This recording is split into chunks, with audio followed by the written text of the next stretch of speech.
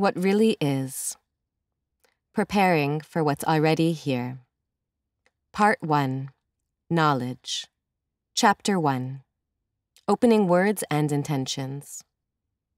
I am grateful for words, and, at the same time, I know that words are never the essence. They give testimony to it, they lyricize it, and they praise it. They express it and allow it to be seen in the world, in our minds, and in our senses. But they are not the thing itself. They simply cannot be.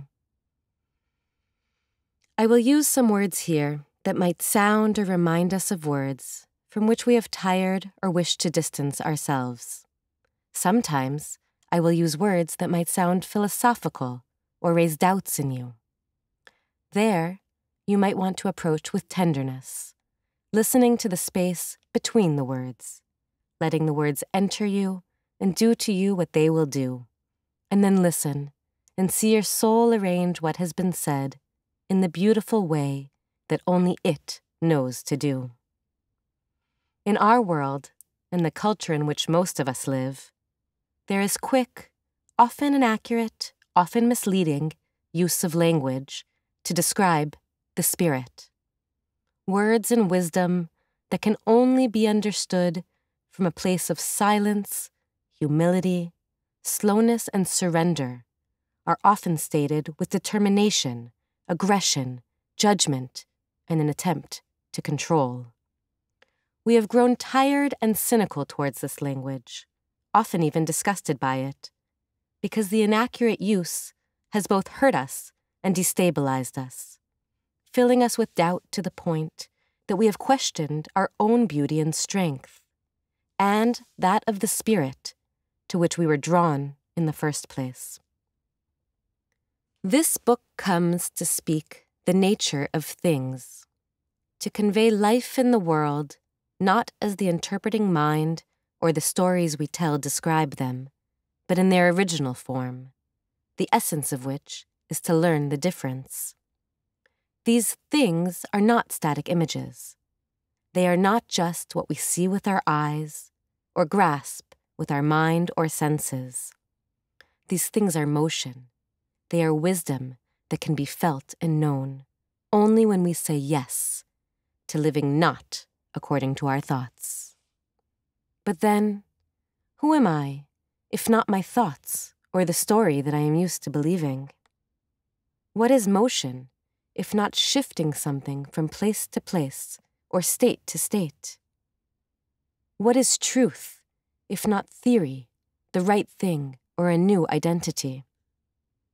When this book is read with a desire to be understood, it won't be. When this book is read with a desire to decipher and extract, it will not work. When these words are read with the feeling that I must know whether or not I agree with the author, I will find myself returning to my mind again and again and will be unable to truly see.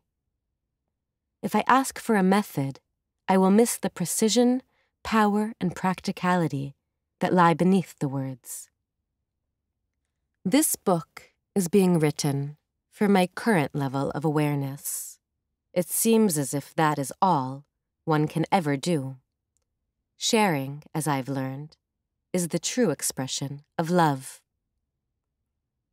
Woven throughout the words of this book is the wisdom of many people who I have coached or am still coaching, people who wish to be attentive to this mystery.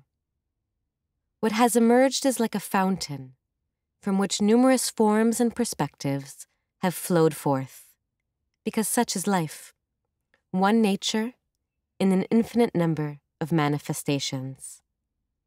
I think that in order to really read these words, we must experience them with our body, from deep within. There lies true knowing. This book does not say much, and it does not reveal anything new to the soul and its wisdom, because the truth is simple. And yet, it may bring incredible blessings to the person asking to see and live this simple truth in his or her daily life. That is how it is for me. This book consists of 2 sections. Part 1, What Really Is, Knowledge, conveys the knowledge and describes the different way it moves through us and we through it. At the end of each topic or process in Part 1, you will find links to relevant examples in Part 2, Living What Really Is, Personal Accounts. Stories of men and women who have experienced or are experiencing the same topic or process in their daily lives. These men and women can be your partners, helping you to connect with the same motion that is beginning to occur within you, even if you are not yet sure how to describe it. Reading about their experiences can help you find the words to describe something that is already inside of you, even if you don't quite know yet what to call it or how it fits with what you do know. On the first anniversary of my father's death, I couldn't find the right words to describe how I felt. I looked for them amongst others, hoping that they would express what was happening within my own heart. I found them in the verses of the beloved, the wondrous Persian poet Jalal ad-Din Muhammad Rumi. Listen to the story told by the reed of being separated. Since I was cut from the reed bed, I have made this crying sound. Anyone apart from someone he loves understands what I say. Anyone pulled from a source longs to go back. The flute's melody, says Rumi, would not be heard if not for its yearning for the reed.